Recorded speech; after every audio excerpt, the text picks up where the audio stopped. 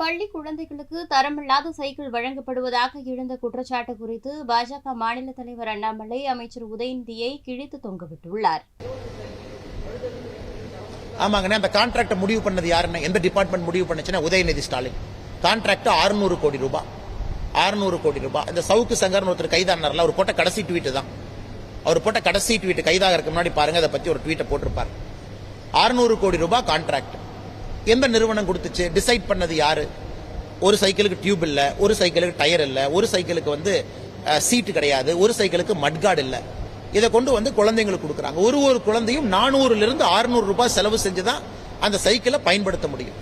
அதனால இதை பத்திலாம் யாரும் பேசவே மாட்டாங்கன்னா, ரொம்ப மோசமான தரமில்லாத சைக்கிளை கொடுத்துருக்காங்க. அது உண்மைதான். இதை மாநில அரசு நடவடிக்கை எடுக்கணும்.